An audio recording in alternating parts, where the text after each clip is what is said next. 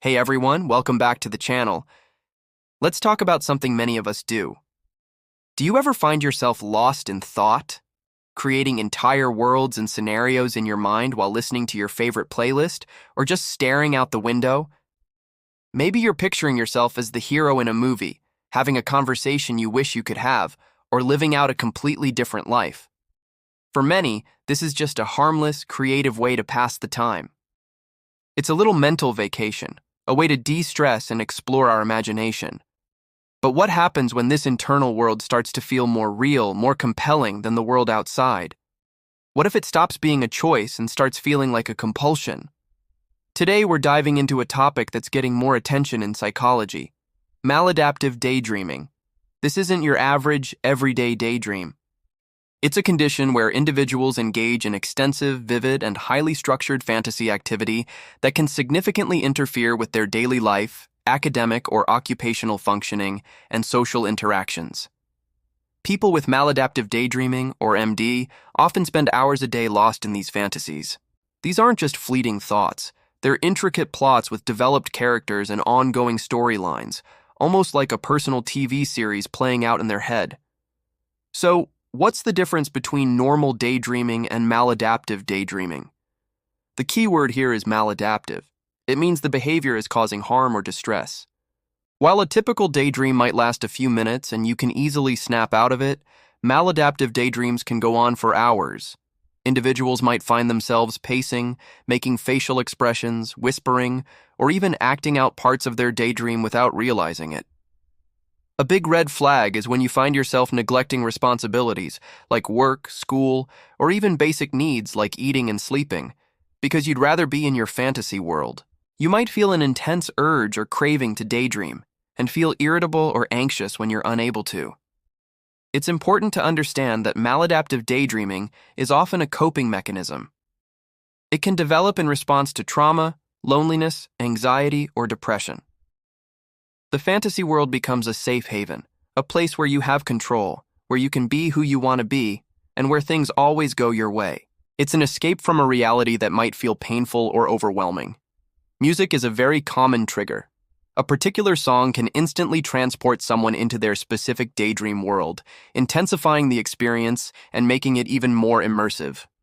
The emotional connection to the music fuels the fantasy, creating a powerful, almost addictive cycle. Think about it. You put on your headphones, and suddenly you're not just sitting on the bus, you're on a grand adventure. You're not just doing chores, you're rehearsing a powerful speech. This world feels good. It's rewarding. Your brain releases dopamine, the feel-good chemical, making you want to come back for more. Over time, the real world can start to seem dull and disappointing in comparison. This is where the maladaptive part really kicks in. You might start to withdraw from real-life relationships because the ones in your head feel more satisfying and less complicated. You might struggle to focus on tasks because your mind is constantly being pulled back into your elaborate narratives. While maladaptive daydreaming is not yet officially recognized as a standalone disorder in major diagnostic manuals like the DSM-5, the psychological community is increasingly acknowledging the profound impact it can have on people's lives. It often co-occurs with other conditions like ADHD, OCD, anxiety, and depression. The shame and secrecy surrounding it can be immense. Many people with MD feel like they're the only one, that they're weird or crazy for having such an intense inner world. They hide their behavior, afraid of being judged or misunderstood. But the truth is, you are not alone. There are growing online communities and resources where people are sharing their experiences and finding support. So how can you manage it if you feel your daydreaming has crossed a line? The first step is awareness. Acknowledging that your daydreaming is negatively affecting your life is a huge, courageous step. Try to identify your triggers. Is it certain types of music? Is it being alone? Is it stress? Once you know your triggers, you can start to develop strategies to manage them. For example, if music is a trigger, you might try listening to podcasts or talk radio instead, or choosing instrumental music that's less likely to spark a narrative. Mindfulness is another powerful tool. Practices like meditation can help you stay grounded in the present moment. When you feel the urge to drift away, try to gently bring your focus back to your surroundings. Engage your 5 senses. What do you see, hear, smell, taste, and feel right now? This helps anchor you in reality. Creating a structured routine can also be incredibly helpful. By scheduling your day, you leave less unstructured time for extensive daydreaming to take over.